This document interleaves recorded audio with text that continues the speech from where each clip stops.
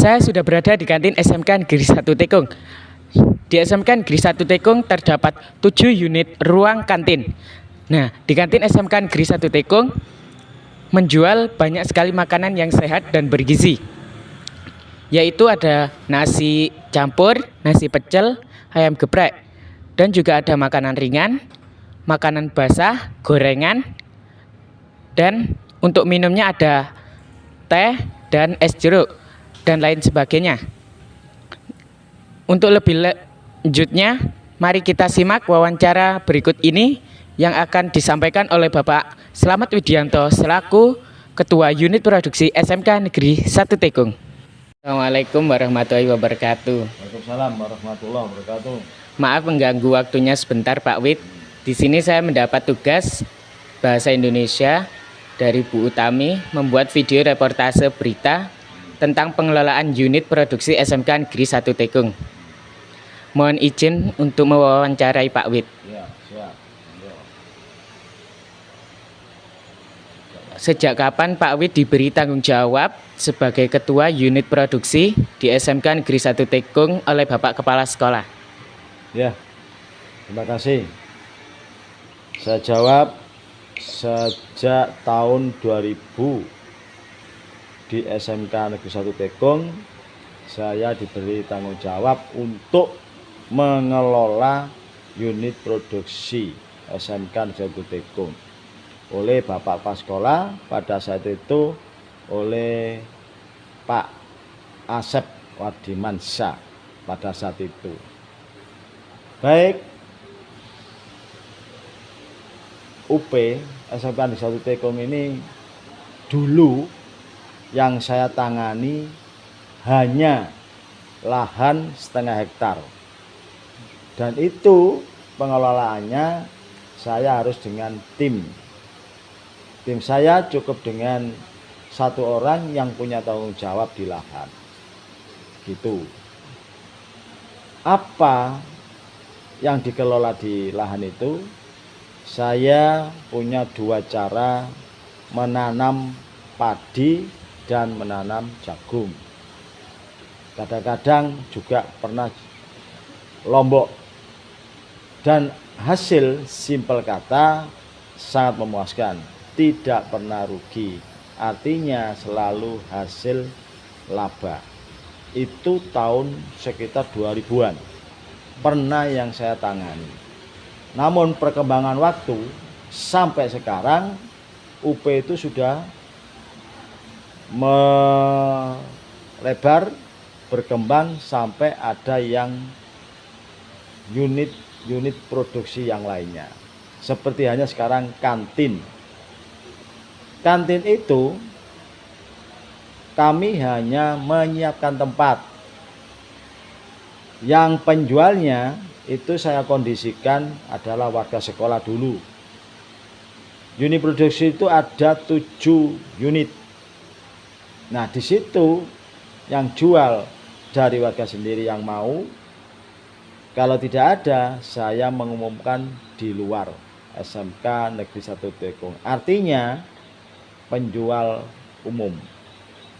Nah, dari perjalanan waktu itu akhirnya kantin itu terjadilah di situ. Ada 7 unit. Dari 5 unitnya itu dulu warga sekolah. Yang 2 unit orang luar. Nah, dari perjalanan waktu terus berkembang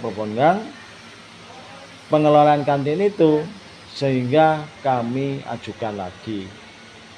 Dulu tempatnya sangat tidak mumpuni, tidak pantas. Sekarang kami atur, kami bangun 7 unit itu dengan biaya yang tidak terlalu sedikit. Artinya biayanya besar. Jadilah itu. Sehingga sampai sekarang unit kantin sudah menjadi langganan anak-anak siswa-siswa SMK Negeri 1 Tekung. Perlu saya beritahukan, dari 7 unit itu penjual saya konsep tidak boleh sama. penjualannya. Nah, tapi tambah dikata itu tidak jalan bagus, tidak jalan baik.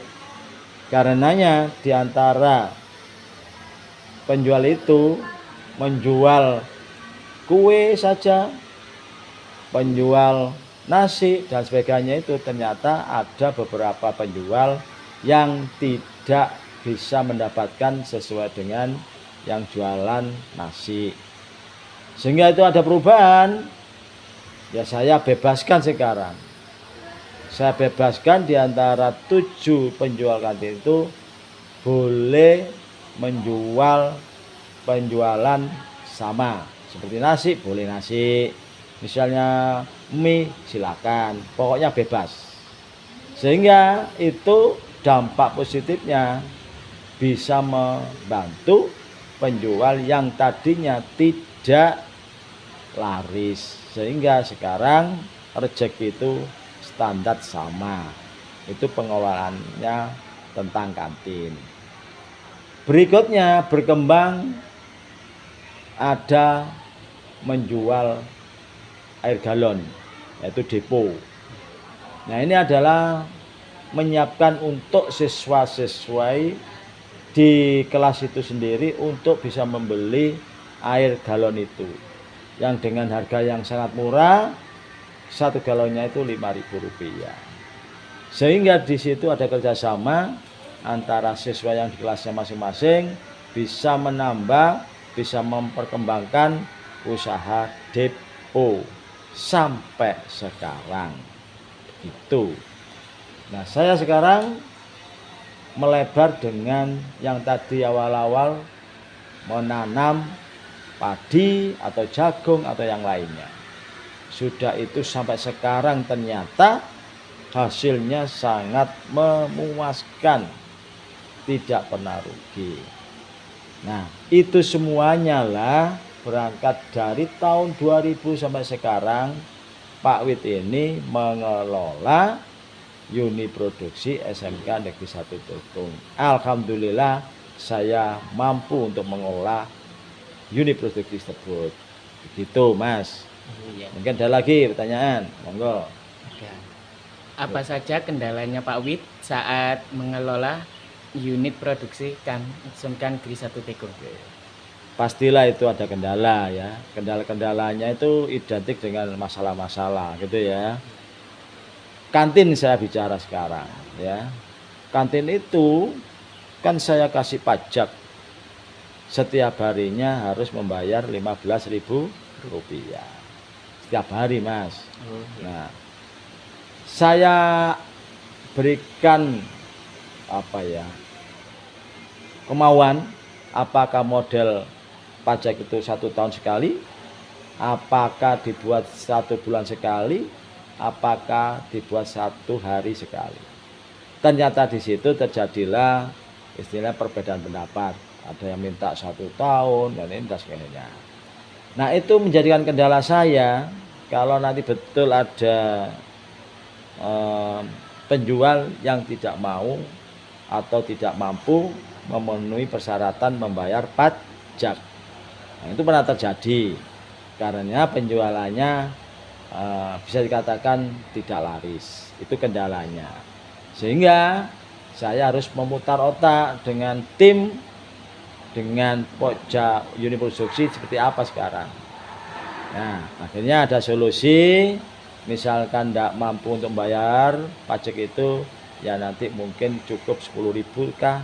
Begitu, itu alternatif. Nah, ini pernah terjadi, tapi sekarang tidak terjadi lagi sudah. Dari penjual yang satu dan penjual yang lain itu sudah mampu membayar 15.000 per hari. Lagi. Atau sekarang kendala lahan ya. Kendala lahan itu biasanya kalau terkait dengan adanya air. Nah, seperti sekarang kemarau panjang ini. Airnya agak susah. Kalinya itu ada yang asat. Asat itu airnya berkurang. Itu kendala-kendala yang gitu itu.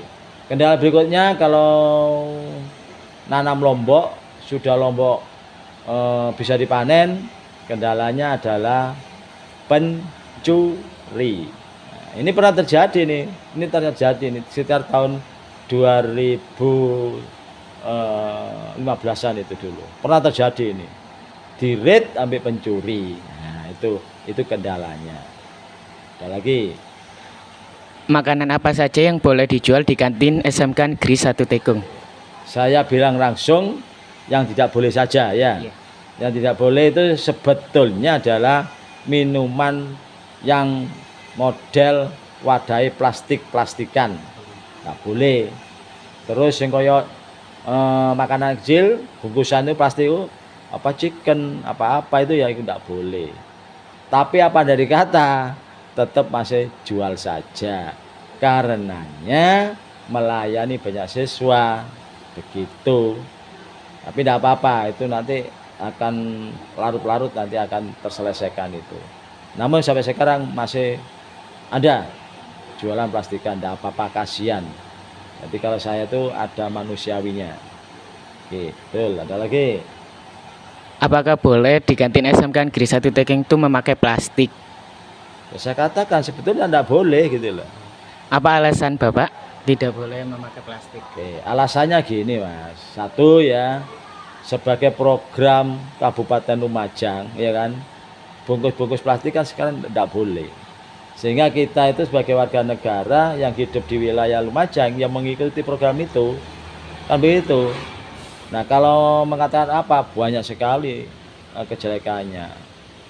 Kalau anak-anak habis beli, terus bungkus plastiknya dibuang di sembarang tempat, tidak di tempat sampah yang sudah disediakan. Itu yang menjadikan pemikiran kami ke depan. Lagi. Bagaimana upaya Bapak menjaga kebersihan di kantin SMK Negeri 1 Tekung? Upaya, ya nama upaya itu kan usaha ya kan. Ya saya menggerakkan di kantin itu ya dari penjualnya.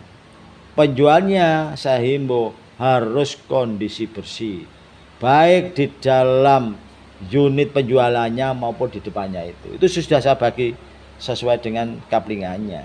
Itu upaya saya supaya kantin bisa bersih. Selain itu ya otomatis tanggung jawab para caraka yang ada di wilayah sana. Itu kalau tidak salah di sana itu wilayahnya Pak Anam dan Pak Rejo. Ya sudah itu upayanya.